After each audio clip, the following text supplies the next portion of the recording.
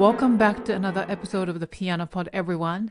Today, I am beyond thrilled to welcome two extraordinary guests, Jarred Dunn, an internationally acclaimed pianist, researcher, and champion of Henryk Mikołaj Górecki's piano works, and Anna Górecka, a renowned concert pianist, professor, and the daughter of Górecki himself. Górecki's music has held a special place in my heart for over 2 decades. I first encountered his Symphony No. 3 more than 20 years ago while visiting a friend's home. She introduced me to this hauntingly beautiful piece. The moment I heard the music, I was completely struck.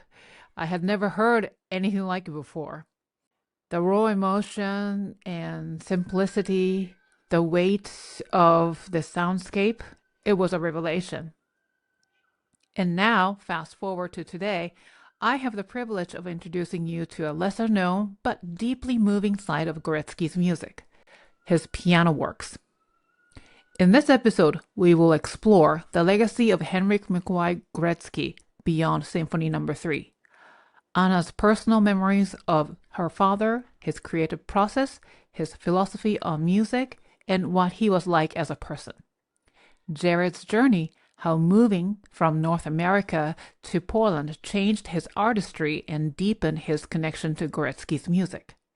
The creation of their new album, Górecki's World of Piano, featuring a world premiere recording of an unpublished Górecki's piano works. The importance of intercultural collaboration and discovering new music. Henryk Górecki is widely known for his Third Symphony, but his piano works remain largely undiscovered by the mainstream audience.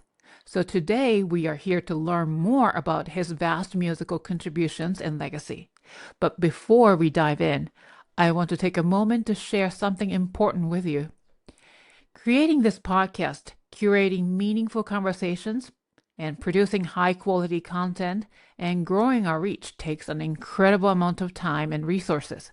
If you have been enjoying these episodes and believe in the mission of the Piano Pod, I invite you to support this work by becoming a paid subscriber on Substack at thepianopod.substack.com. Your support helps sustain and grow this platform, making it possible for us to continue highlighting diverse voices, exploring creative journeys, and expanding the conversation around classical and genre-crossing music. Even a small contribution goes a long way. This episode is truly a special one. So, please sit back, immerse yourself in the world of Górecki, and join me in welcoming Jarred Dunn and Anna Górecka to the Piano Pod. Please enjoy the show. You are listening to the Piano Pod, where we talk to the brightest minds in the industry about how they are bringing the piano into the future and thriving in a complex, ever-evolving world. Welcome to the Piano Pod, Jarred and Anna. It's such a pleasure to have you on the show today. Thank you. Thank you very much. Thank you so much. Thank you for being here. So, where are you joining us from today, Jarred, first? I'm in Montreal at home. And Anna? I'm in Katowice at home, yes. Oh, Poland. Wow. Katowice, Poland. Beautiful. So far away. Far away, but you see, we can get together like this. It's just so, It always amazes me. But thank you for being here. So, thank you. Jarred, we've been talking about this interview since last fall, and now it's finally happening.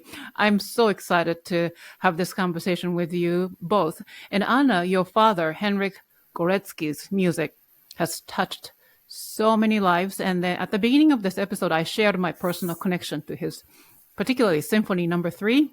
Yes. A piece that left a profound impression on me when I first heard it.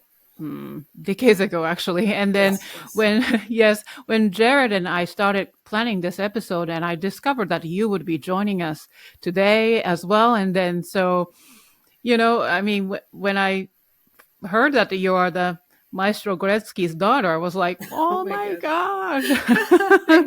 Yeah, really, it's true.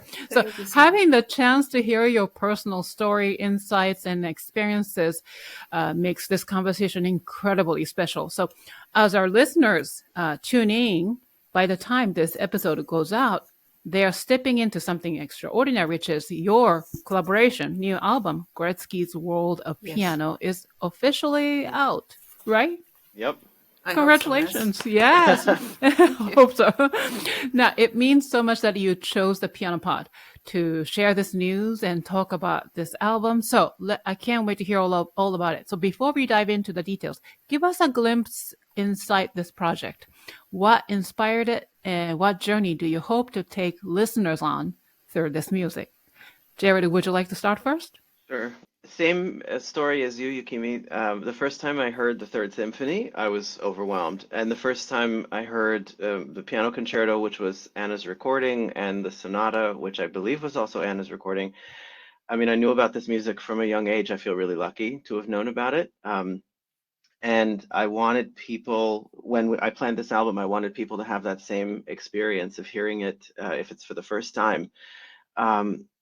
From pianists who have really studied it carefully and know very much what's at the heart of each score, because the piano music is on the periphery of Górecki's music. We have the big symphonies, choral works, and chamber music, but the piano music is still really beautiful and really worth giving attention to. And actually, I think it was my first experience hearing Górecki was the concerto. The piano concerto was first, which is not everybody's experience. But therefore, when I met Anna in person, I was kind of starstruck the first time, and I was really nervous. And I have the same starstruck right now. Of course, yeah, because I know she'll probably hate that I'm saying this, so I'm going to skip over that point. But when we met, we formed really quickly a connection through, I think it was Chopin ballades and the Liszt Sonata I was playing for her. Yeah, it was Liszt Sonata. The first lesson was Yes. Liszt Sonata. And I remember thinking, I remember the details of that first lesson, which is more than 10 years ago now, and it made such an impression on me. It was the same like when I heard her recording. And this is what distinguished it for me, and I hope the listeners feel when they hear our album. It feels like you're hearing a live concert. It does not feel like a doctored recording. And the goal in playing it is to make sure the impression of giving a concert is maintained. That's what I love so much about recordings. I don't like so much editing. It's fine. Everybody at some point has to make an album with edits, but I vastly prefer just playing live and letting people hear the raw, unedited music. So back to the goal of the album, it grew out of my doctoral research, and then I got a huge grant to do it thanks to the Canadian Arts Council. So I approached Anna, and I thought, gee, she's done this so many times, so much Górecki. Why is she going to want to do another Górecki album? And to my surprise and delight, she agreed almost before I could finish the sentence. Yes, we can play together. It was amazing. So that the spirit of the cooperation has always been one of musical friendship and admiration for what music really is. So I consider myself very, very lucky. Wonderful. Anna, would you like to add anything? Yes, I remember our first lesson very well, too. I must say I was really impressed by his determination to change the whole life and to move to Poland. I was surprised because, I don't think here is something really worth ruining everything else. Yeah, but I was extremely happy because I felt during these lessons in Warsaw, it was a masterclass. I felt that we can do something together, something nice, and that he's very open-minded and he's very gifted, and he would be a perfect student. So that happened, and we had several nice years, and Jarred's graduation was something really big, and he played really big repertoire, and really it was fun. Thank you, Jarred. Of course. Wow. So, you guys have this special bond as what it started as a teacher-student relationship, and now you guys collaborate together, and that's something that I really want to dig into later in the episode. But let's keep this conversation going with your father, Anna, Henryk Górecki, Mr. Górecki. So Yes. I'd love for you both to introduce us to him. Maybe, for some listeners, they may have not yet discovered his wonderful, amazing music. So not just as a composer, but as an artist with a unique musical voice. Anna, would you like to start? Yes, thank you. It's very difficult for me because I think most people start with Third Symphony, and I think it's a perfect way of getting closer to his music, of course, because it's the piece is extremely important and very touching, and the basic thing, I think.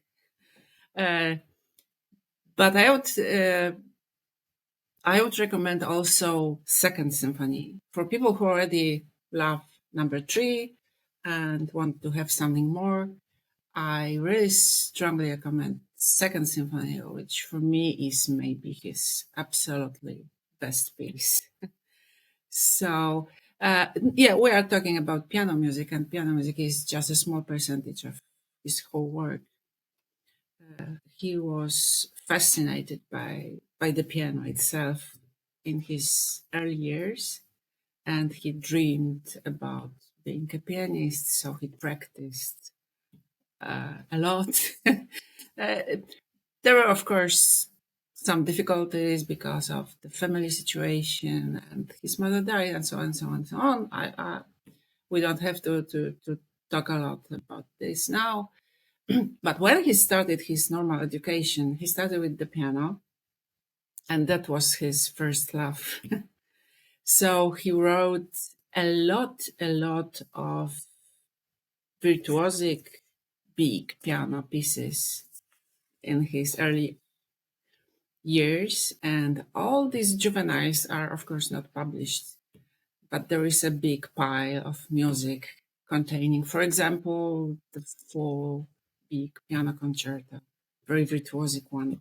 Of course, it's far from his major style, but it's extremely important. A series of preludes, different program pieces. Yeah, and this very big piano concerto. So maybe one day, I don't know. Throughout his life, I think he considered the piano to be the closest instrument. And he always composed by the piano. He had a lot of favorite pianists, for example, Światosław Richter or Mata Argerich.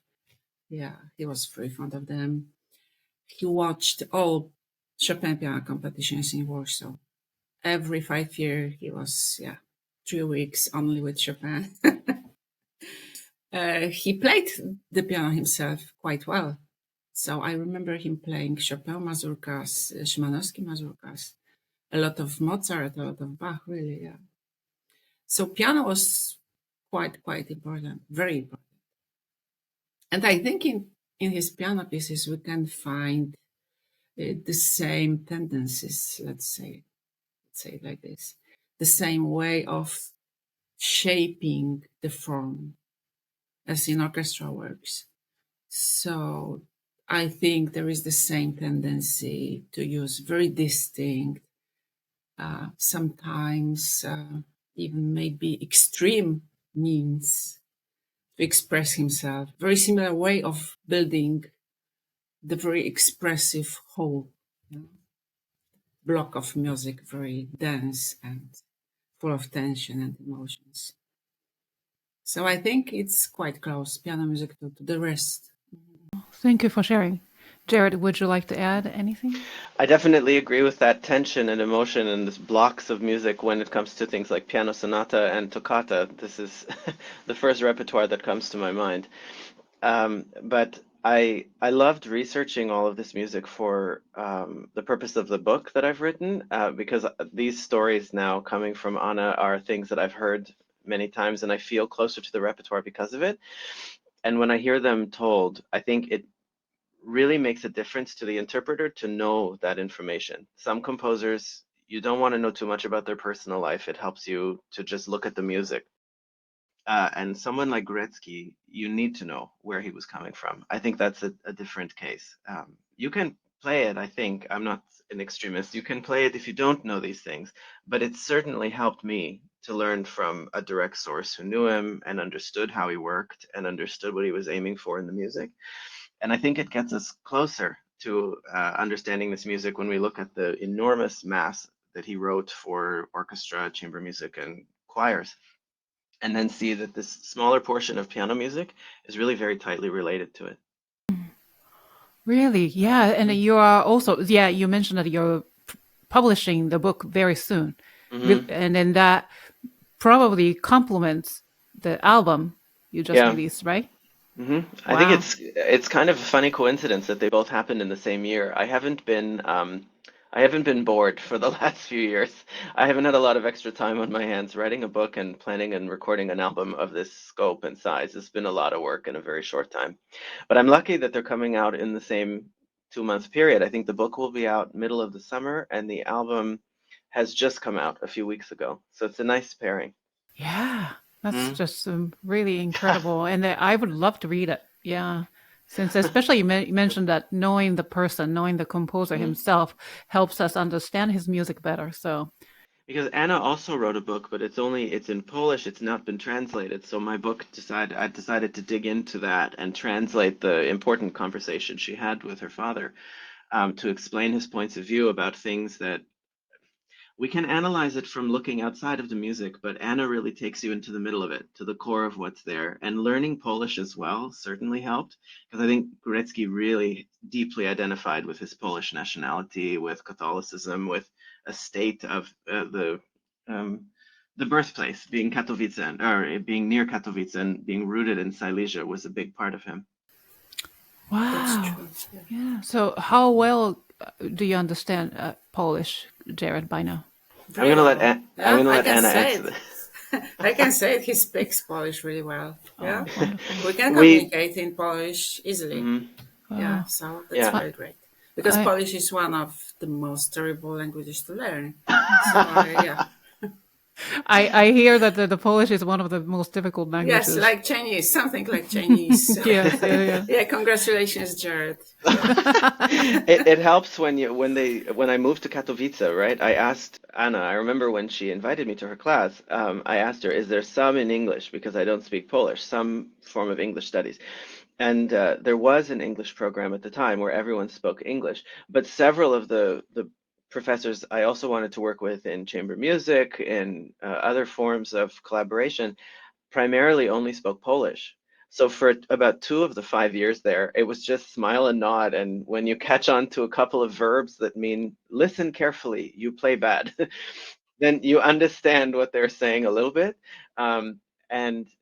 But after a while, I think just being there all the time and operating there in life as well, buying groceries, going to libraries, going to athletic stuff, getting sick and needing a doctor, you can't always rely on there being an English speaker there. So I just determined I've got to learn this. Plus, my first teacher, or one of my first teachers in pre-college, her name was also Anna, came from Warsaw and immigrated to Canada during the communist time. And I remember her using words in Polish sometimes, usually swear words when I played. She didn't like it. So I feel like this culture was always there since my early teens, and so coming to Poland felt more like a homecoming in some ways, because I'd always wondered what it would be like to really live there. Which it makes a huge difference, not only in Górecki, but also Chopin, Szymanowski, and it's so much easier to interpret them in Polish, I find. I just feel that much more.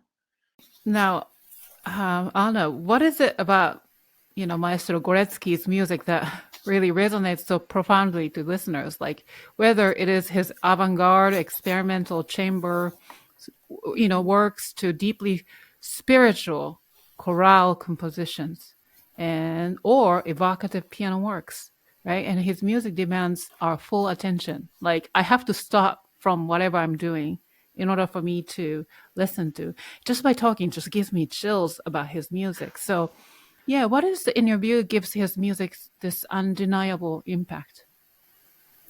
Wow, another very difficult question. I know. Because it's I'm hard known to for it. say. I'm famous for it. Sorry. I think there are several things about it that we can define, and a lot of things that are absolutely beyond any statements or definitions.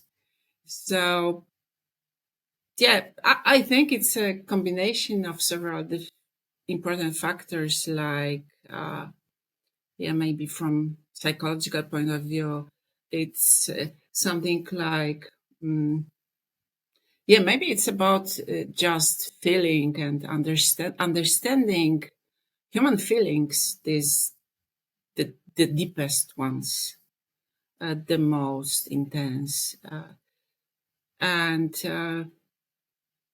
needs, human needs and hopes, maybe some hopeless states too. Yes. And from the other artistic side, maybe it's the ability to, how to say it, to convey important, profound content into a strong, very bold form. Maybe this combination, yeah. Strong, true feelings, just true feelings and a perfect form. And if you combine these two things, maybe there is a chance that would touch people somehow. So he was always extremely careful while preparing the work. So before composing, there was a long process of collecting sources, of making sketches, of reading books. So sometimes it would last for years even. And when all that stuff was completed, then he started the real work. So he was really careful, and he was working hard, really, to have all these components well combined. And I wouldn't like to use the word measured, but they had to fit one to another. So there is a mixture of importance of tradition, of courage, of speaking with one's own voice. So mixture of different things.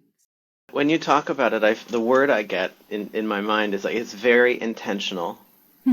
Yes, it's with every, like, the deepest intention. I get that feeling when I play, especially the concerto. It feels There's so... nothing like an accident or something that just happened. But there is a lot of intuition too. It's not absolutely not calculated. It's not invented. It's not artificial. Absolutely not. So it's like the music, I think it's true now, the more I've played it and now we have recorded it, it feels like a real reflection of the intuition of the composer, and he identified very carefully what he wanted to say and what the real message was, and he worked really tirelessly to figure out exactly how to write it down. Yeah, so there was a deep conviction that one must know their, how to say it, craft is the word like this, craft, So the work you do, you must know very well. Yes. Just craft. do your job properly. Yeah. So you can't pretend, you can't just build an empty facade. Yes, you can't. It can be maybe very attractive, but it has no meaning and no background. So music needs knowledge, and music needs skills, really deep skills and craft and strong constructions. And if you have all this and you understand what's inside a human being, so maybe it would work. Yeah. That's amazing, because it's so, I just thought of it as you were talking, Anna, that when I played the sonata, even the opening, just these octaves, well, not really octaves, but there's 3 octave span for just these unisons, you can feel the beginning, middle, and end of every single note, even though it goes by really quickly. It's a simple structure. It's just one line. But there is something about every note that feels very real when it's happening, even at a fast speed. And I remember when I finished it, I texted you from the studio. My head is ringing after recording this sonata. Like my ears are ringing. And you said, yeah, brain also is ringing after playing it. I think it's because, Yes, I experienced the same. Yes. really?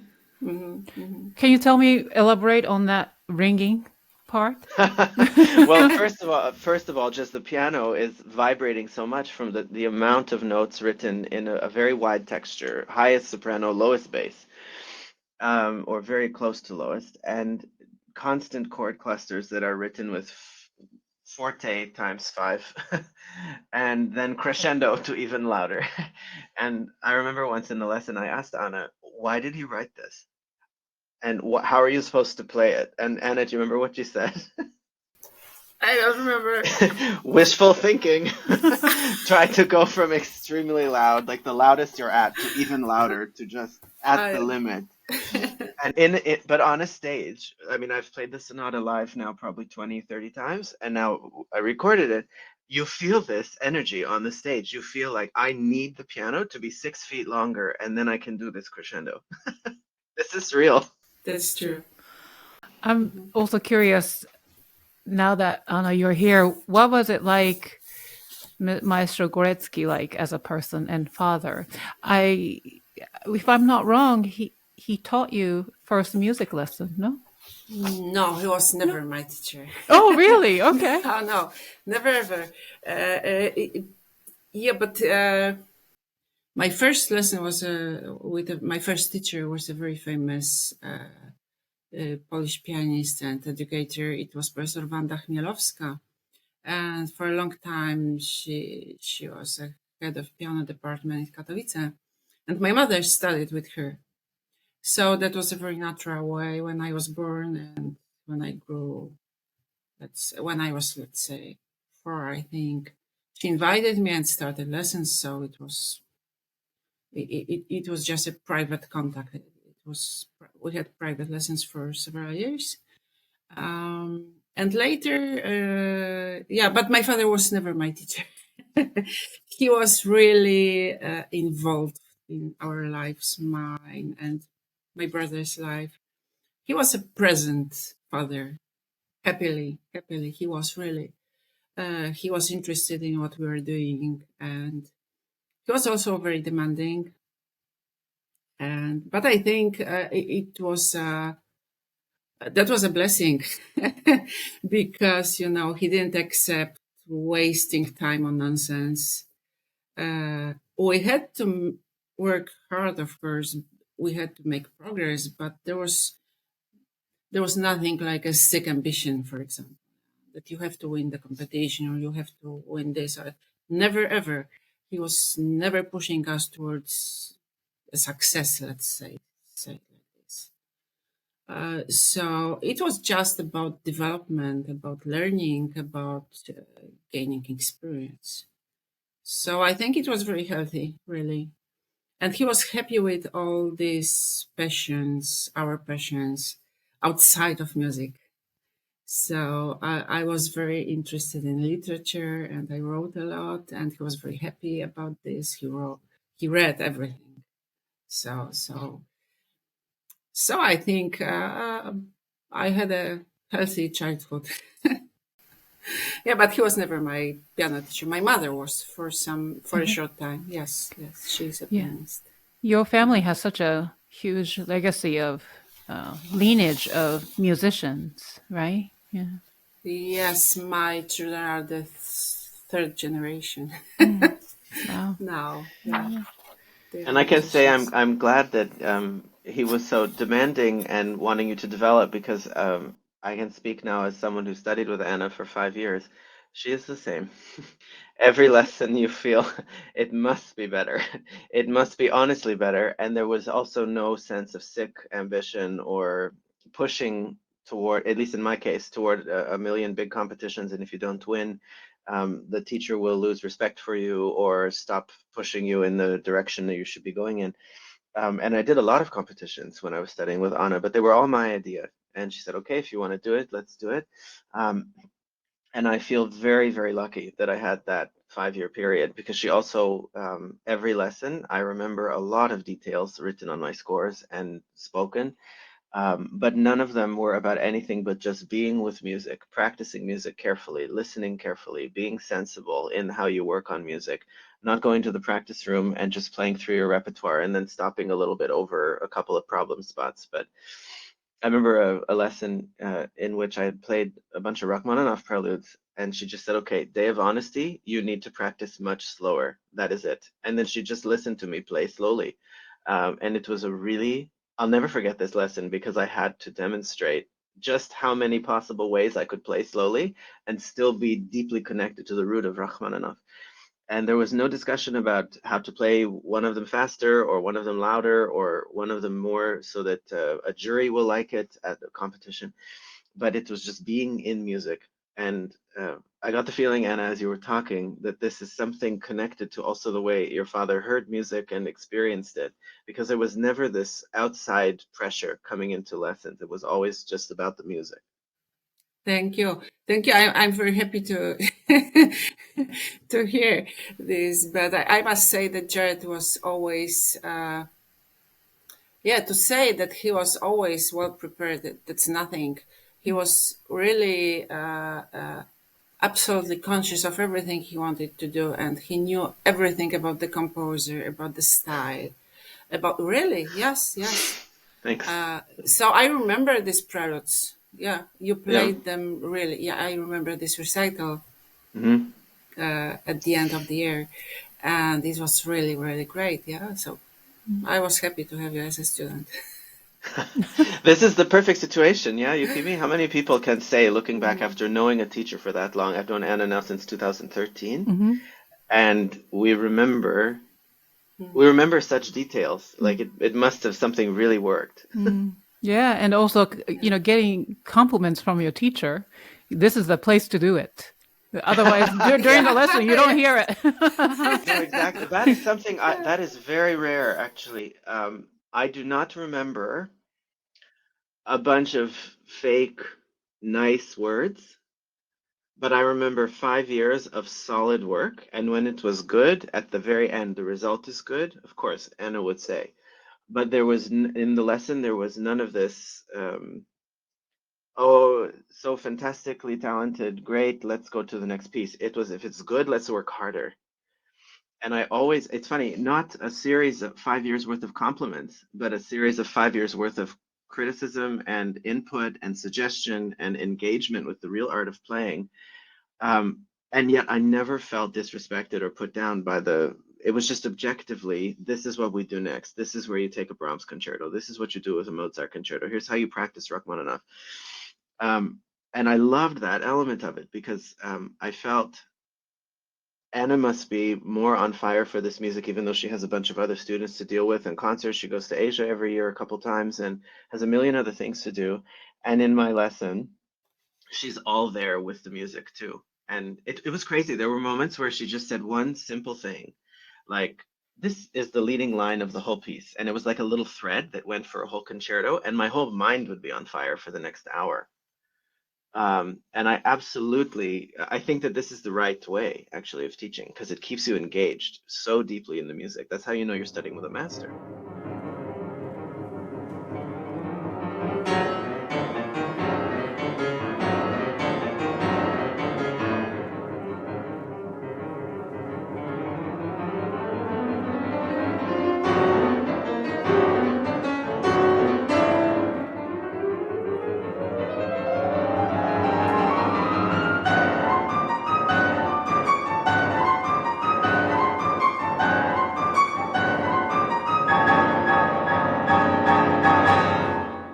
So, Anna, as his daughter, do you feel a sense of duty to continue his legacy in some way? And do you see your role in that sense? Yes, of course. I think my job would be maybe bringing his music as close to the listener as is possible. Of course, nowadays it's not easy because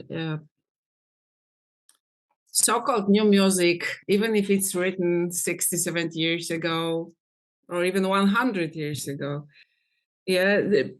people are often people are just against it.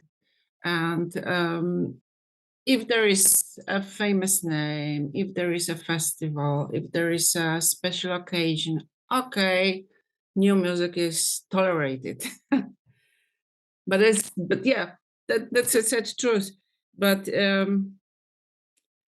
if we don't have a lot of possibilities to play music like this, so every occasion like this one, Jarred, your idea of recording this, or some strange different places we can play it in.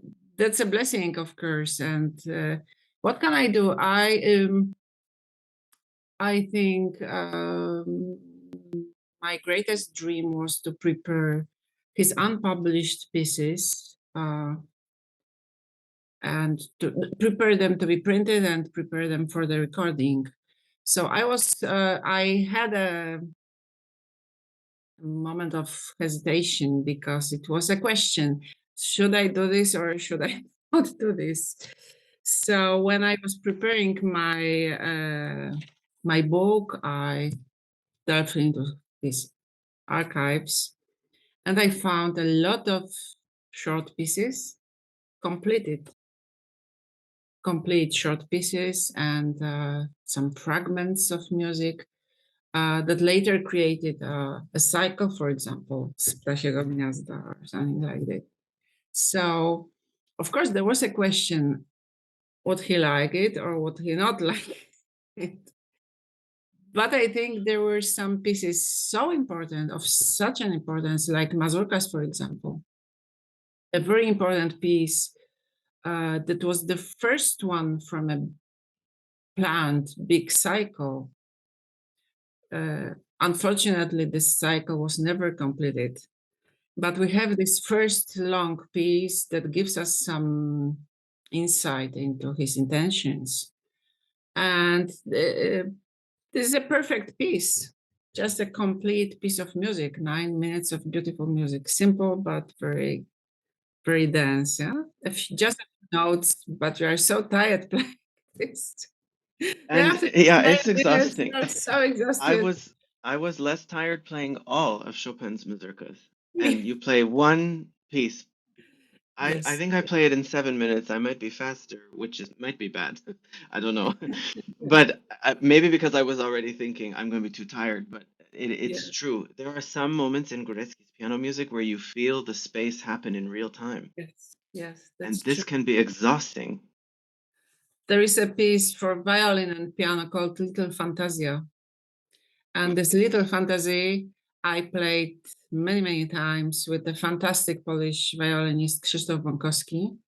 We played all Górecki's music and all Lutosławski's music and Arvo Pärt and so on. So we had a very big repertoire. And this Little Fantasia, that it lasts for, I don't know, 13 minutes maybe.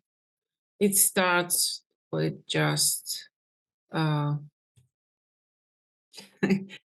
quaint, quaint, very simple thing. Yeah, just a few notes to play.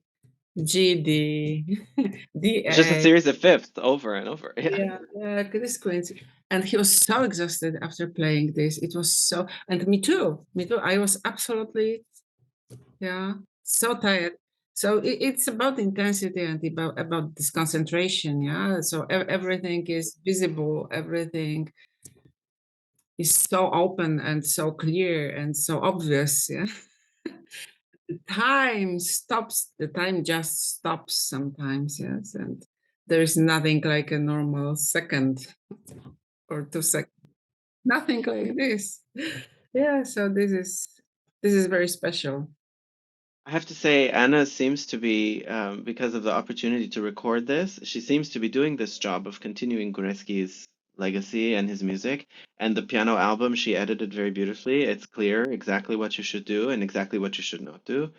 Um, the timings of things are clear. And through my research for my book, she provided the right types of data. Like when I was choosing, should I publish this story or that story about the composer. She has a really good view of what actually links to the music and what the practicer, what the artist really needs to know. And in that respect, you couldn't ask for a better expert. Thank you. I'm happy I could help. We're always talking a lot at home about music, about performances, about musicians. So yeah, he was a very talkative person. During interviews, sometimes he said just 3-4 words, but at home it was a constant flow of ideas, thoughts, emotions. Yeah. So we talked a lot about music, and we were listening together to many performances. So I think he managed to pass on me his ideas about what he expected from musicians. So what he expected from performers of his music. Sometimes it was not very polite, but it was very clear. It was very clear, and now I will try to be serious. It was very clear, and in terms of the structure, about tempi, agogic, about the quality of sound, about just the touch needed to play it in a proper way. So yes, I hope I could touch some of his. Of course, I'm not sure I'm able to pass it forward or just to make it. I'm trying, but of course it's very difficult. But I think I can imagine what he was expecting from the performer. Now, can you take us through this new album? So what's in the album? So what pieces you're playing? I believe that Jarred, you're playing solo works. I did all the solo. And then also so what are the pieces that you guys are playing together? Is it 4-hand or 2 pianos? We played 2 pianos. 2 pianos, okay. So we start with the toccata for 2 pianos, which is an early work, and then 5 pieces for 2 pianos, which is a serialist work, which is very interesting because when we sat down to rehearse it, we were on a jury of a competition, and in the evenings we were talking over dinner about how to play it. And we were writing out all of the interesting rhythmic things we would have to use to count this piece, because it's not really possible. At least we both agreed it probably would not be possible without having a something metronome clicking in our ears through the performance, because some of the ways that Górecki divides the rhythms, you would have to be able to be in the other pianist's brain to make sure that you're going to land at the right time. So this piece initially, it looks very forbidding and very, very thorny to understand and to even begin to practice it. I had the impression the first couple of times of playing it through that I have worked for 3, 4, 5, 6 days, and then I take one day to practice what I have to do for my next recital. And on the day I come back to this 5 pieces, I have forgotten everything I was doing and how to do it all. It was like a black magic of some kind. I really didn't know what was going on. Yeah, it was pretty much the same, because there is nothing like a conventional form or melody or rhythm that could be that could lead us to the piece. So there's nothing that helps. It's sort of a puzzle. Yeah. Sort of a puzzle, and sort of a very difficult math. Yeah, so we count all the time, and we must remember all these different places we need to touch in a very short time. So the structure is extremely demanding, and it's so easy to forget everything that you learned the day before.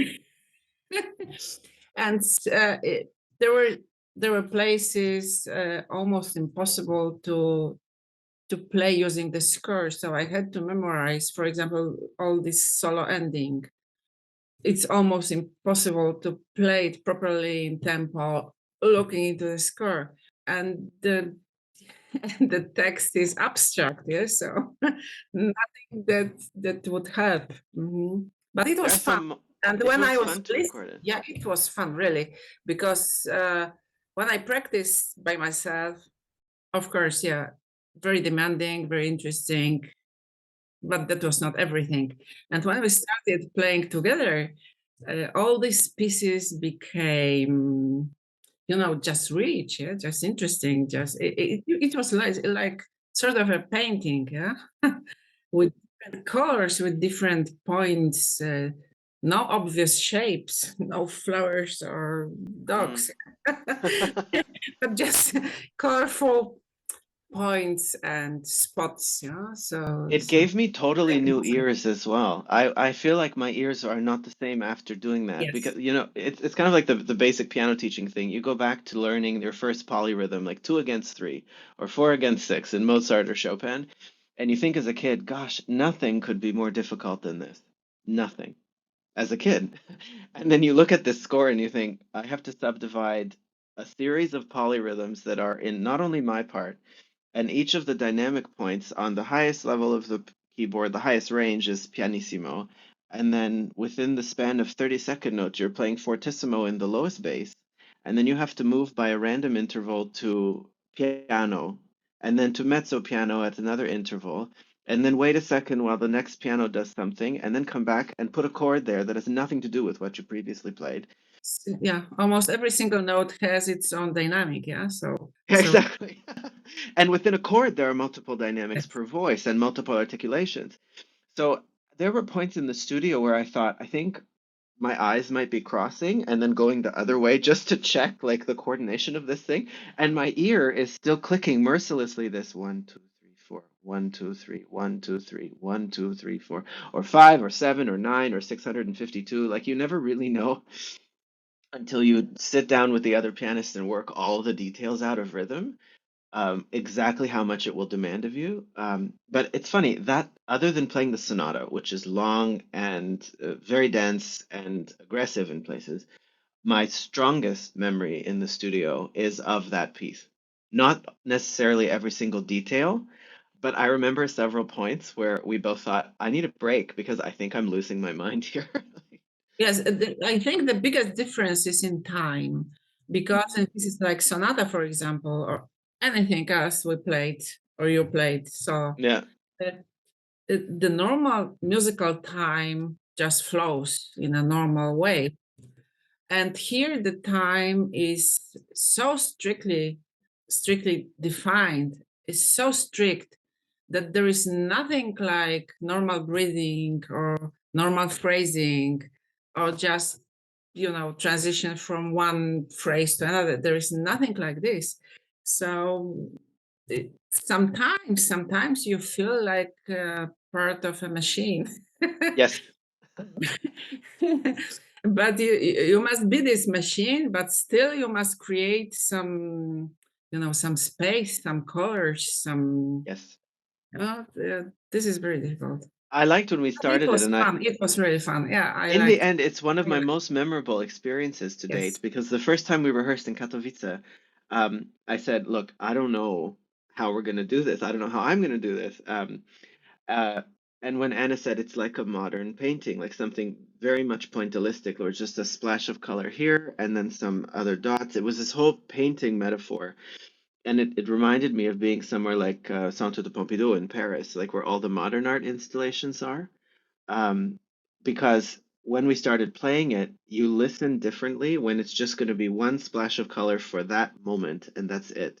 And you look differently when you observe art this way as well, when you know that there's not going to be a continuous narrative like the Nanufara of Monet. You can watch forever, and it's all lilies.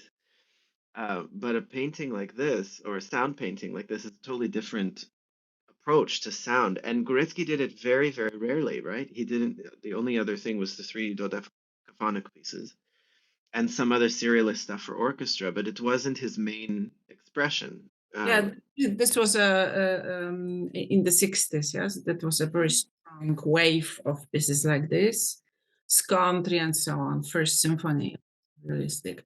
The first version of Songs of Joy of Rhythm was also very strict in terms of time.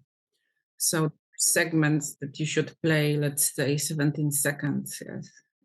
And the second version of Songs of Joy of Rhythm is much more free. It's just, let's say, normal. Yeah?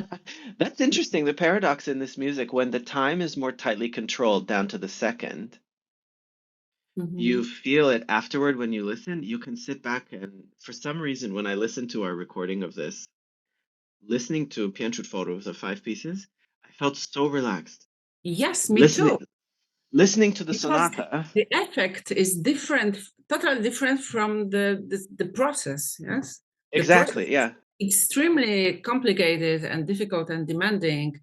And when you just listen to these pieces, you see all these colors and shapes and shapes. Yeah, and that's beautiful. I had the feeling also. I have to give credit here to our sound engineer, Anne-Marie Sylvestre. She's from Quebec. She's amazing, and she knew exactly what to do with this, and right down to the last moments with the files before the album went to print. She was checking with me, and I don't know if she was checking with you, Anna, that the space between each piece, which is also calculated, is exactly the number of seconds that Górecki wrote. Yes, So yes. that in the end, Have the total three or time, two, yeah, 3 or 2 three or 5, seconds in between. Yeah. yeah, and these are also calculated, and it gives this incredible effect when you listen to it that you can feel your brain being pulled in different directions to listen to different things, and you feel the gymnastics of your listening when you're doing a jump up and then way down and landing on the ground. It's something, I don't know. I wish I could have spoken with Gretzky about exactly what he was doing in his, like what he was thinking when he wrote it, because some of it, as you practice, defies normal interpretation, let's say. It's not, you can't read it like with a narration in mind. It's not a Schubert sonata. Um, or even something like Messiaen, like the Vision de la Main or the Verregarde. These have images associated even with highly dense and sometimes awkward textures. But this piece is totally outside of all of that, and that made it the most interesting for me because I have never done anything like that. This was very interesting too, playing alongside someone that I studied with for so long, and I understand what she expects of me, and what she how she wants the my development to go. And then when we worked together, I started to understand also what she expects of herself. That was very interesting because Anna plays on an incredibly high level. And then as a student, you look at your teacher and go, wow, okay, that's amazing. But then when you're working with them, you realize, whoa, it's actually much higher than I ever would have realized as a student. So it's much higher that they're expecting of themselves, that they're going for. Because as a student, your mind is more on yourself and what you need to do. And your teacher's there, their role is to point out all the insufficiencies and to get you past all of that stuff. So of course, on a higher level. But the transformation of it into actually collaborating and playing together, not as, Anna's playing the orchestra part of Brahms Concerto for me, which is really very nice. I'm lucky, Yeah, but we I'm a did this. student. This was We did fun. this. And now, oh wait, it's a equal partnership. We are playing together, and we have to find a way to complement what each other is doing and make the music work. I didn't notice it fully until we were rehearsing together exactly how hard Anna pushes herself, and how far she goes to work so the music comes out exactly the way that it's supposed to. That's a hard task. Yeah, I would say our rehearsals were quite fruitful, let's say. I think Yeah, so. because they were not very long and they were not very exhausting, but they were, I think, we understood each other well. Yeah, and we had a common view of things we want to do. So that was fun. Thank you. Interesting too that I would have thought going into this that I had to form an opinion that was exactly the same as yours because it's your father's music, you know him best compared to any performer, certainly compared to me. But when we would talk about it, I was in shock sometimes at how open-minded you're also about of course, I'm not saying we should play it in the wrong style or in some, really radically different way, but I felt welcome to share. This is my impression of what's going on here. Can we consider it? And we would practice different ways until we found mutually a solution to a musical problem, particularly in the pianist-scholar. And that was a really, really transformative process for me. Yes, I think your approach and your insight was very precious, because we can never say that the pianist is just a tool and the composer is programming us somehow as a computer, let's say. So, Yeah. of course, my father, yeah, he expected right tempi, right dynamic, everything should be like he intended, like he put it down. But what was very funny when he was conducting this, let's say his third symphony himself, this performance is 10 minutes longer than the standard and then the time indicated in the score. So he himself felt that the music is something that lives. Yeah, it's nothing, nothing done once for always, like teacher, for example. Yeah? So I think, of course, we need to follow all instructions. We can't play lento allegro, allegro lento, but we need to be ourselves somehow, because we'll create some fake situation if we are not. Yeah. And I think Górecki's music, particularly, I think about this in the sonata and in this also preludes. There are fermatas sometimes at the end of the movement that will allow you to spend a lot of time thinking between one movement and the next. And some performers, for example, for sonata, take only 12 minutes or 12 minutes, 30 seconds. I know I took something like 13 minutes or 14, almost 14, I think. But I liked to let the fermatas live for a while. And it doesn't mean the tempo, it's interesting, it doesn't mean the tempo of the allegro is slower because the pianist struggles to play fast. There are moments where you want to let the sound just sit there and register in real time with your listener and give them the sensation that what they just heard, they now have time to absorb it. So much depends on the acoustics, the amount of people, the instrument. So all these things change. So we can't just stick to one pattern and just reproduce it somehow. Well, thank you for sharing all these. So just to be clear, so the first piece was Toccata, two Yes. pianos, and then followed by your solo pieces. Your No, next performances. piece is the 5 pieces. Next piece is called 5 pieces for 2 pianos. Okay. So there are 2 pieces on the album in total, toccata and 5 pieces for 2 pianos. These are the 2 piano pieces, and then all the solo after that. So And what are all the solo pieces? Piano there are 4 sonata? preludes, Opus 1, the sonata, Opus 6, Ptasiego Gniazda, A Bird's Nest, Opus 9, Lullaby, Moment Musical, Różne utworów, sundry pieces for piano, various works, which, yeah. Because I listened to Anna's album. You play that Mm. piece too. Yeah. And it's this interesting set that has a funny little waltz at the end that was like a sarcastic gift for the family friend, who's a piano professor who was practicing, and her neighbors were complaining it's too much noise. So Górecki wrote this really brash waltz. It's a very quiet, brooding opening, and then suddenly it sounds like a child slamming the piano with the fist. Yeah, it's really interesting. And he wrote it as a gift to this professor. Yeah. So in total on the album, there's I think it's 33 or 34 tracks in total, and it's 9 pieces. Wonderful. As this episode is going out, your album is available to purchase and also music streaming services as well. Yes, that's right. It's Okay. released by the label Atma Classique, and it's available on all streaming services. And yes, it's available on the Atma website for purchase. Okay. So I'll make sure to link the everything in the show notes so that our listeners can have the access and then for purchase and also for listening. The Piano Pod is now on Substack.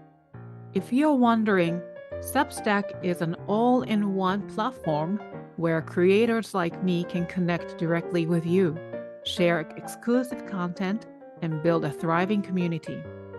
By subscribing, you'll get a behind-the-scenes updates, early access to new episodes, and special perks designed just for our audience.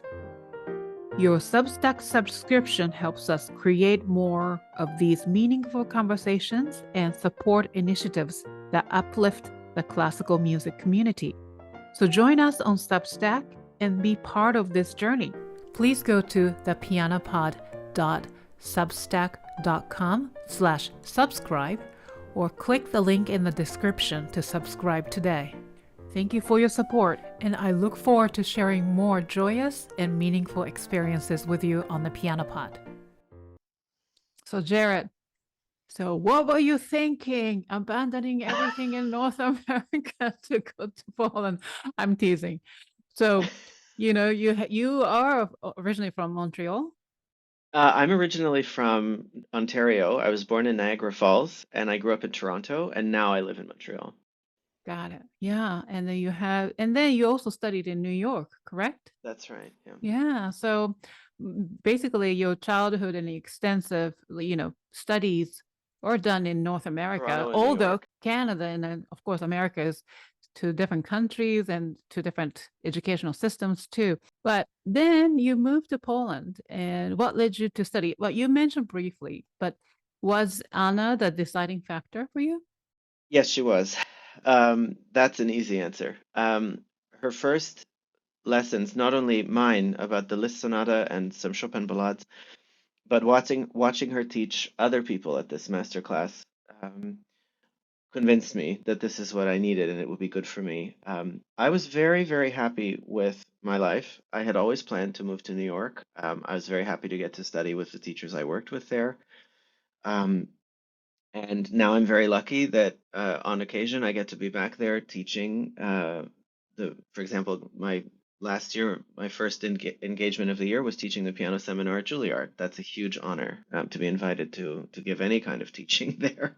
And I talked about this exact question that you said, how do you build a career and what do you do? And the answer that I like to give is you take the unexpected opportunity that is not the obvious way forward that you always planned, because maybe there's a deeper reason in your heart, really deep, that or something you really want to do that you just don't consider possible. And I never had considered it possible from my early years in Toronto that I would ever meet Anna Górecka, because I'd heard her albums and I knew who she was. I mean, everyone in the musical world knows who Górecki is because of Third Symphony, right? So it's just unfathomable not to form sort of a complex that like this family is a celebrity, you'll never even get close. But that first masterclass in Warsaw, I knew if she would be even halfway interested, I'm moving to Poland in the fall.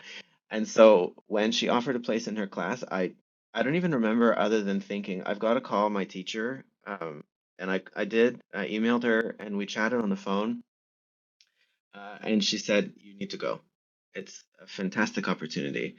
And then I moved out of my apartment, which was in the North Bronx, on Pelham Parkway, and I thought next year I'm just going to be going down into Manhattan for my lessons every day and planning to do competitions in Europe. And so I would always be going to JFK to get to Warsaw anyway, or to get to London or to Dublin or whatever.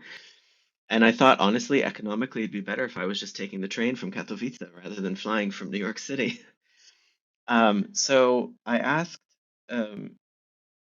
Anna, I remember our conversation was in Warsaw, right outside of the Chopin Academy of Music. Um, and she put me in touch with the admissions department in Katowice, who sent me all the paperwork. And then I wrote to her from Hungary. I was in another program that summer with Jano Jando. And I wrote to her 2 weeks later and I said, okay, so I'm coming to Katowice. And she wrote back, you're really fast. You're like some kind of high-speed train. Um, but there was no question in my mind after hearing her teach and feeling. I remember the first thing she said about Liszt Sonata and the first thing she said about Chopin Fourth Ballade. She said, "You understand the piece really, really well, and now let's work on." She listed a few things that I could work on technically, and she had them solved within the class. And that's always interested me very deeply about piano teaching, that if you really know exactly what has to be done in order to make something work, you can solve issues that have plagued the person's playing for years in 5 minutes if you know how to do it. Um, and I walked out of those classes a different pianist. So I knew I can only imagine what will happen if I spent 5 years. At that time, I think I was only thinking 2 years, masters and finish and then C, but I stayed for another few. And it's difficult to really compare it to anything else because nothing like that had ever happened to me.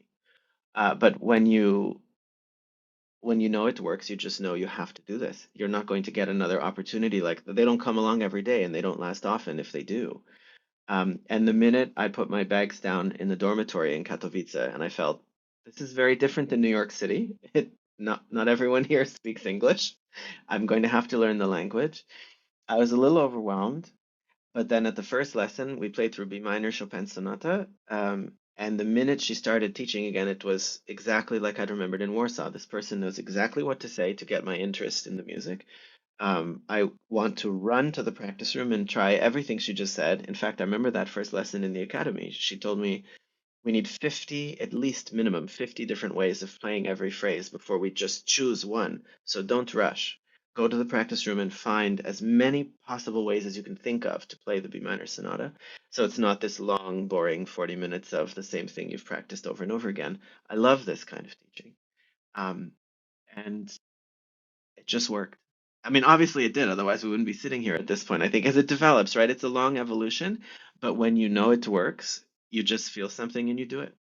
And I was very lucky to have in my corner at the time my beloved teacher, Veda Kaplinsky, who said to me, this just sounds right. It just sounds right. You need to do it. Um, and that's also very rare because when you build a life in our sort of North American direction with big names and big schools and the idea that your career needs to go in a certain direction in order to be successful, a 10-year trip to Europe isn't necessarily the way that we advertise, go do that.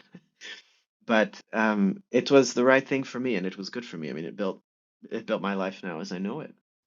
But looking So, at you, like, because I also teach too, and mm, young students, and the way this North America teaches or system, like competitions and everything, right? mm, As opposed to what you gained in 5 years in Poland.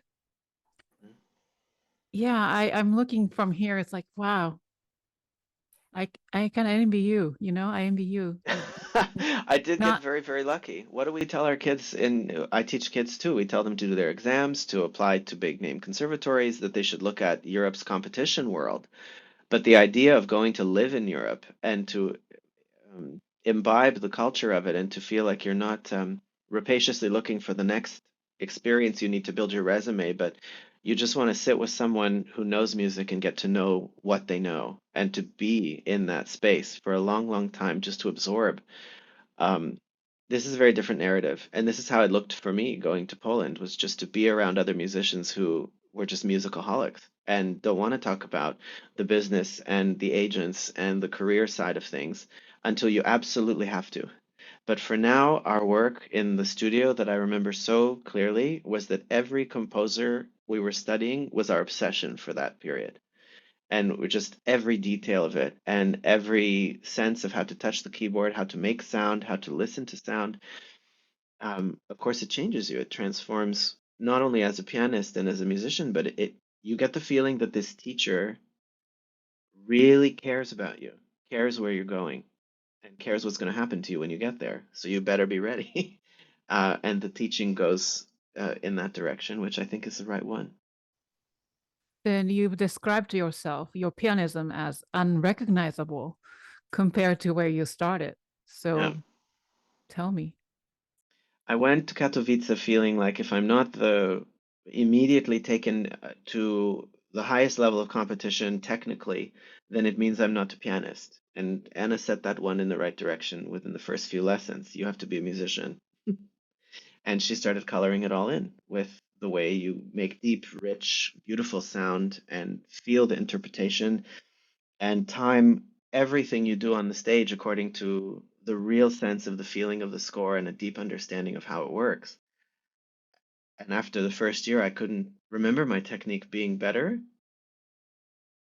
um, and my musicality being present all the time. There was never anything explained technically or practice-wise about how to play the instrument that was excluded from how to think about sound and how to hear music.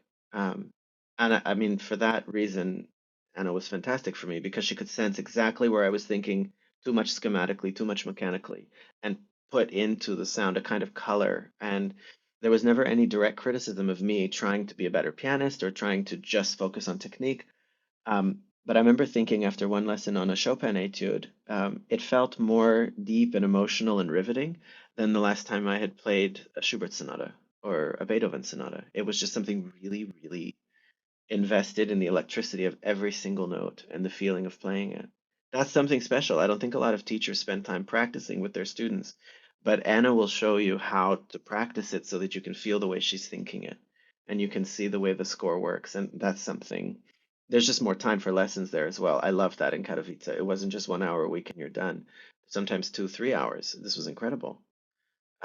And I used to think, my God, now I teach all the time. I practice with my students, like Anna taught, so I teach.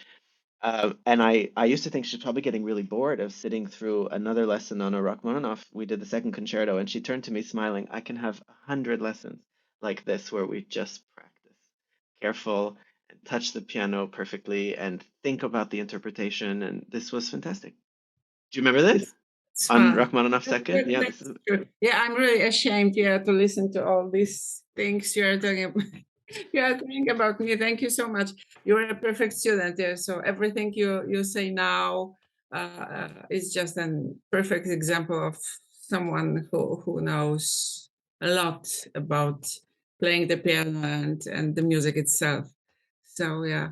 I must say I was blessed with great teachers. Me myself, I had really great teachers.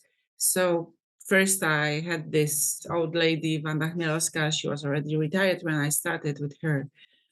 And she was just an expert in teaching. There is a big book written by her, very important book used nowadays about the method and everything. So yeah, all these, positions and yeah. But I must say these lessons were very interesting because I was very small. I was 4 or 5.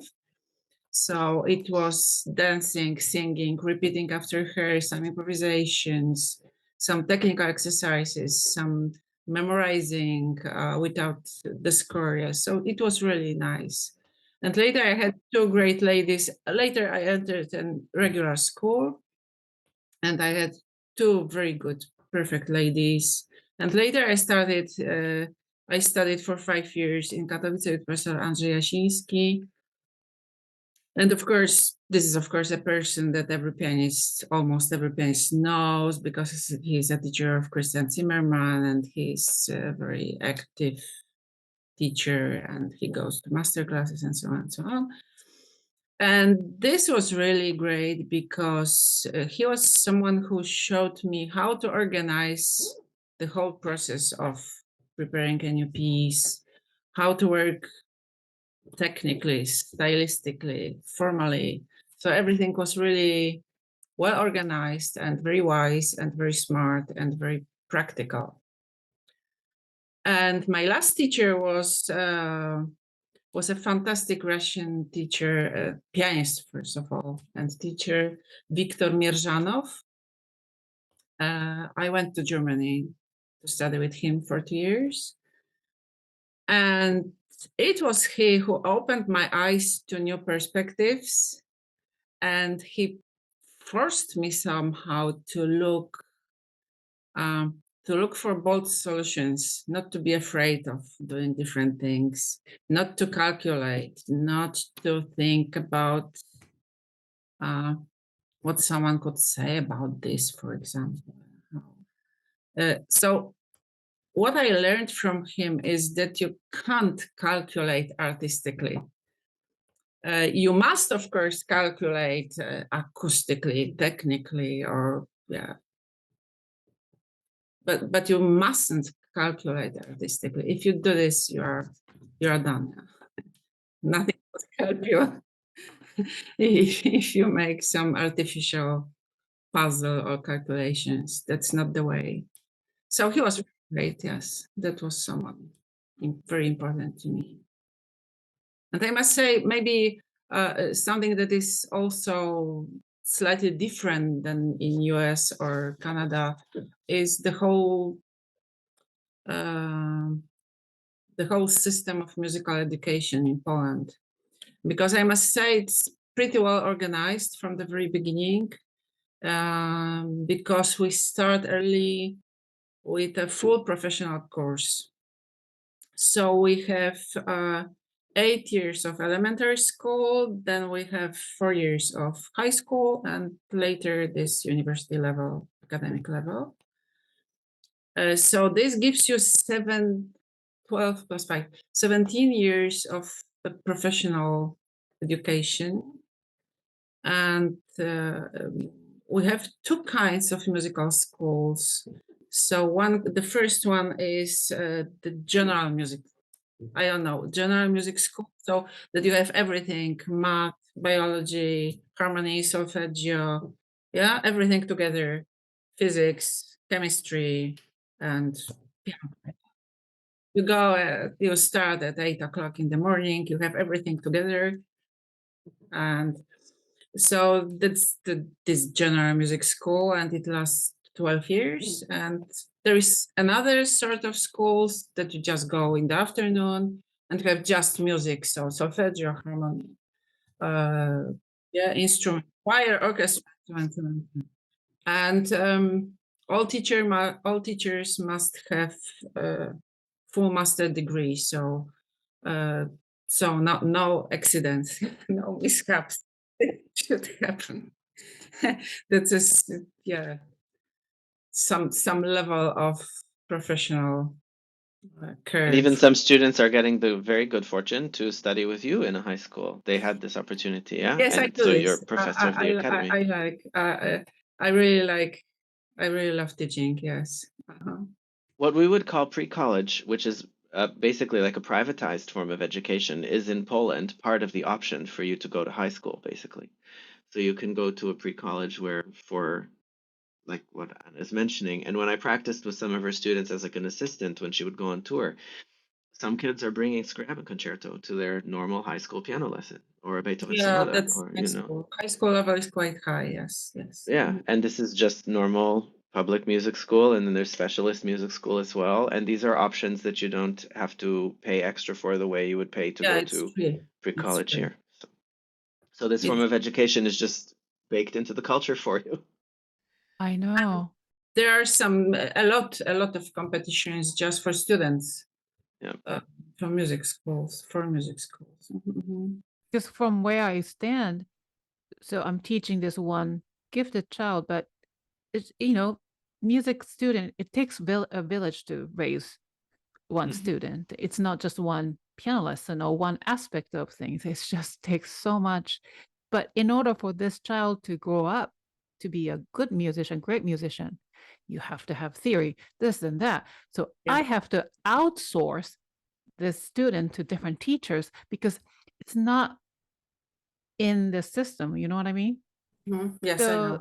So, which means only the privileged can have the access to things, or it just it costs also, right? So I don't want to complain too much, but but there is something special in Poland like this because music education is a very important part of the educational system. Absolutely. Yeah, but I must say it's just this musical little tiny island because the rest of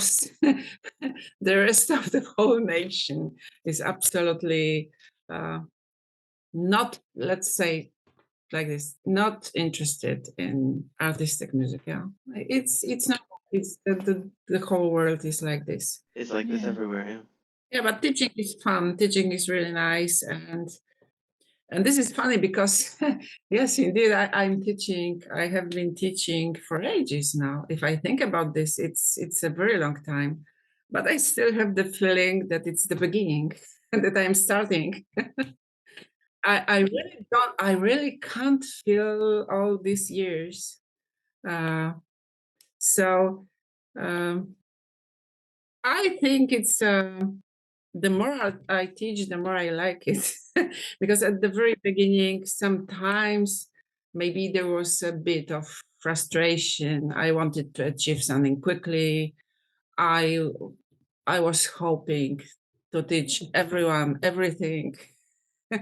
It's impossible. It's impossible. And now maybe the expectations are different. My expectations are different. And I can enjoy the process itself. Not the result, but the process is nice. Even if the lesson is difficult, even if someone plays really, let's say, it's a poor level or something like this, the process is interesting. Finding solutions or trying to understand the student or trying to find the way to reach him somehow, him or her.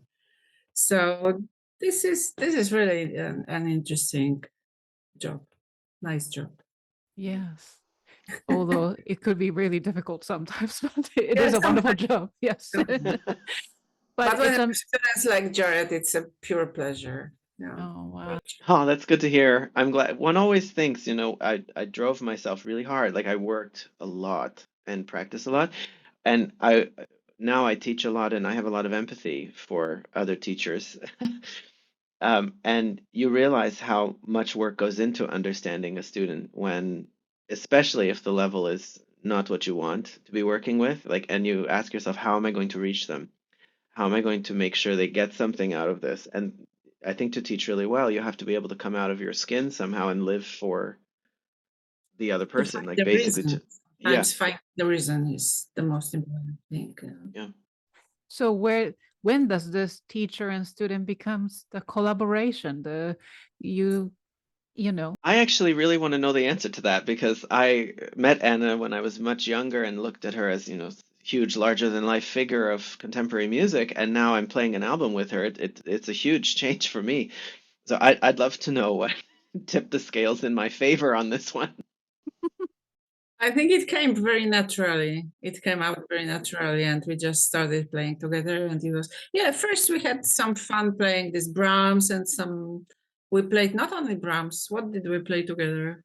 Brahms, Beethoven, Mozart, and Brahms, Rachmaninoff, I Beethoven, think. of course, E flat major, yeah. Yeah, Fifth Beethoven, of course, that was the first one, D minor Mozart, and later Brahms for your graduation, yes, postgrad and in first year was the Rachmaninoff second. at the very beginning. That's right, yeah. Yes, at the very So beginning. we already knew something about each other's playing, but I never would have considered that this album, for example, would develop this way. I'm very grateful and very lucky.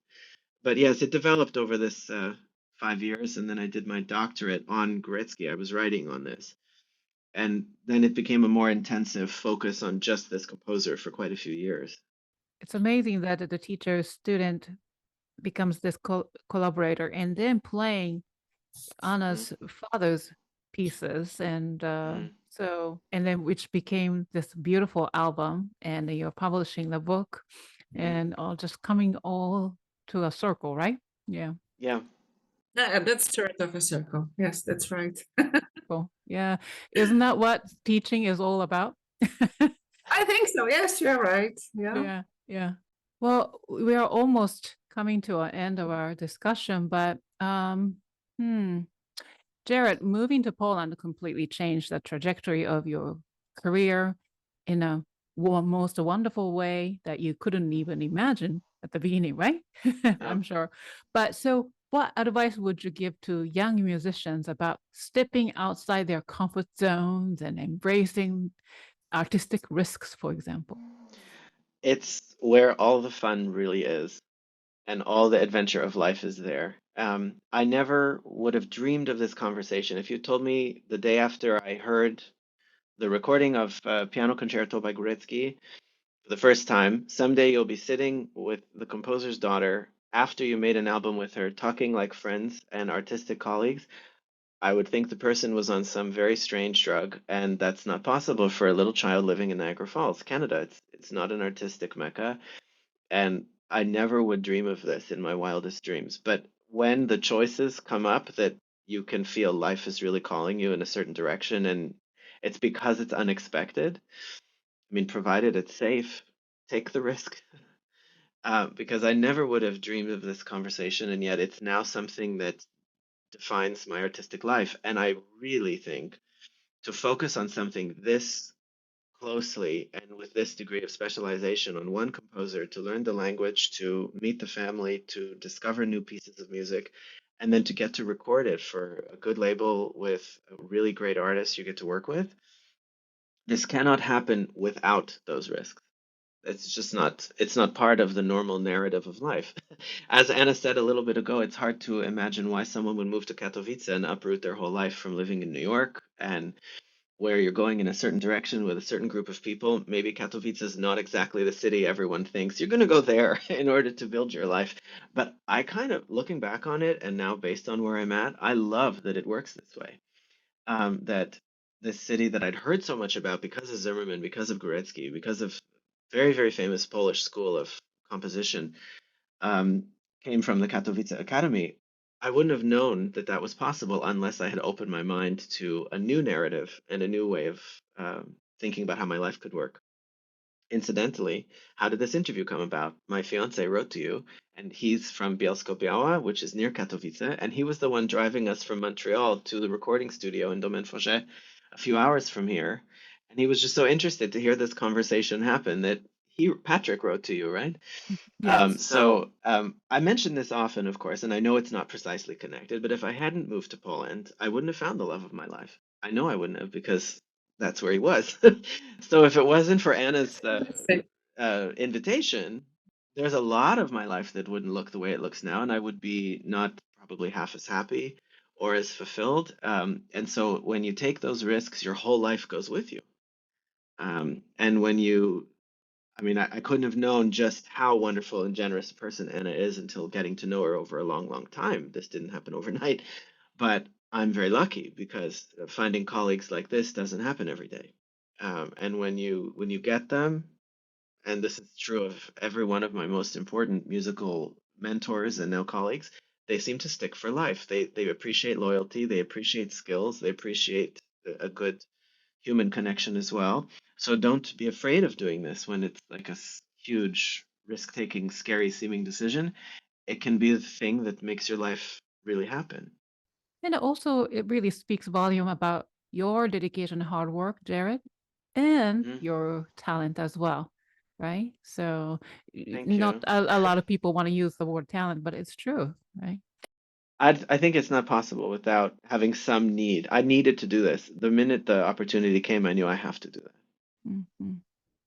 And then Anna, so similar question, what advice do you have any for students, young students who want to embrace, well, tradition and innovation, because you are also an advocate for contemporary music. So, I think everything is combined. So the problem of performing contemporary music is combined with goals that young people can have.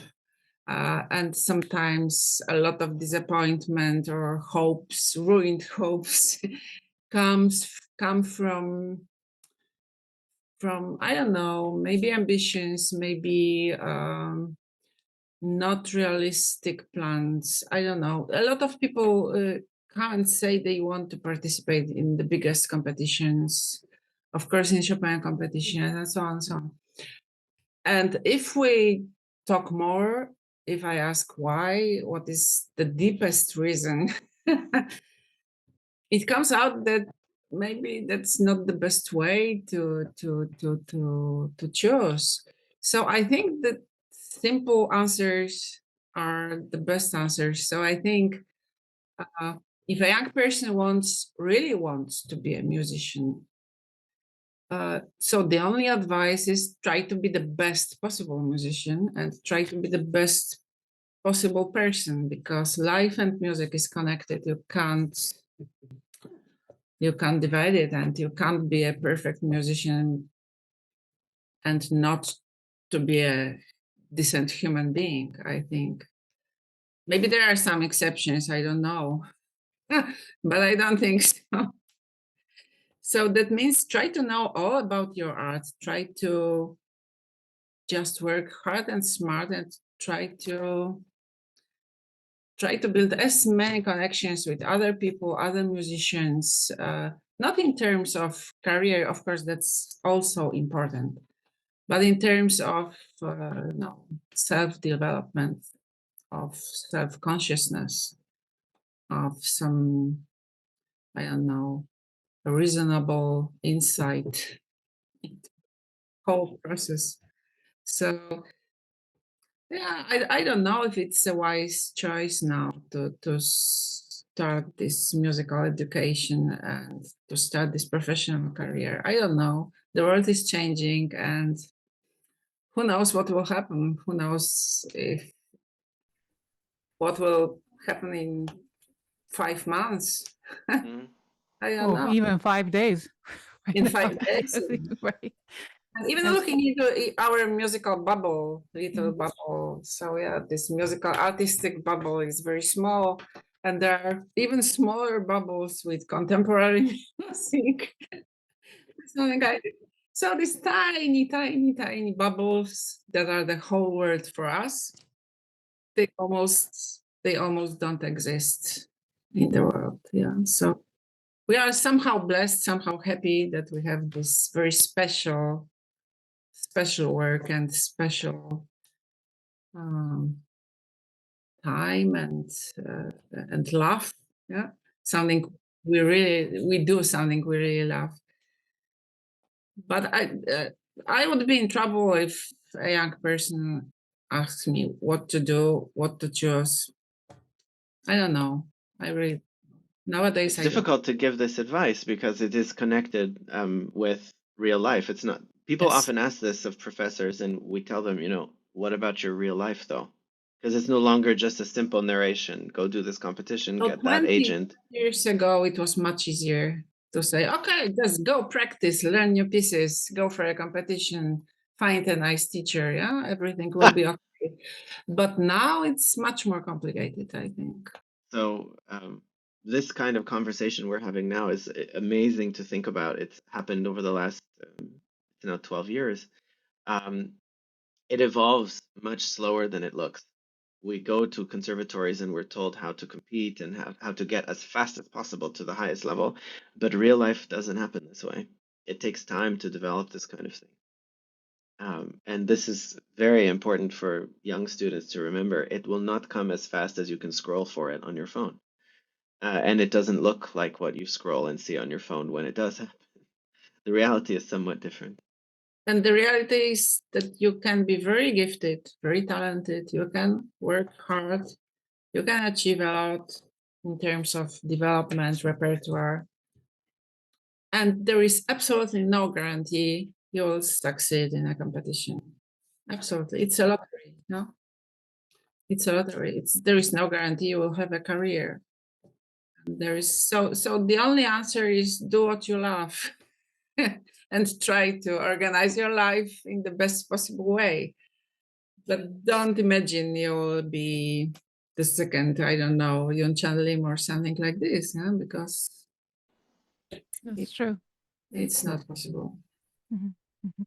And when you focus your time after you know that and accept that's the reality, you find real art that you Yeah. love and it That fulfills you means more. it's your way. That means it's really Hmm. right. Yeah. Yeah, absolutely. It takes time and takes a lot of, but active work, but at the same time reflection too. But yeah, finding your own way is the best way. Just being true to yourself and listening to your own voice. Yeah. Yeah. Thank you so much. This has been a really wonderful conversation. Just flowed so much, so well. So before I let you go, Jarred, would you take over and promote your upcoming or already released album plus the book and anything else? Well, first of all, I want to thank very much Atma Classique and the sponsors that we've had and the Canadian Arts Council for putting their faith in us to play this album and giving us so many wonderful opportunities vis-a-vis performing in good hall on good pianos with a wonderful engineer, and for their process of releasing it responsibly and letting us have artistic control of the content. That's great. We've been followed up with frequently about how we want things to sound on the final version. So this album really does, I feel, represent what we wanted. And it's not always the case when you do an album, you get what you want out of it, but I feel it is a good representation, a fair one of Górecki's music, and it's been exciting to play it. And I hope everybody listening to it enjoys being brought into the world of Górecki's piano music, because this is something that is very enriching and very beautiful to listen to, and it provokes new ideas, like we were talking about in the chamber music or the two piano music. And then my upcoming book is called Górecki's Solo Piano Music, and it is published by Rowman and Littlefield / Bloomsbury Press. It's coming out in a couple of months. And that is on all the solo piano music, a commentary on the sources and translation of Polish primary sources about Górecki's music. And I feel that it will really add something new to the research landscape about Górecki, his music, and piano literature in general of the 20th century. So thank you very much, Yukimi, for giving us the opportunity to speak with you today about our work, about Górecki, and for sharing with your audience all the work that we've been doing. It's a great pleasure and an honor. Yeah. Thank you. Thank you for joining. That wraps up this episode of the Piano Pod. A heartfelt thanks to you, Anna and Jarred, for joining us today and sharing your incredible stories and insights and expertise with such joyful and authentic vibes. So to our wonderful audience, you can learn more about Jarred and his work by visiting his website at jarreddunn.com. It's all in one word.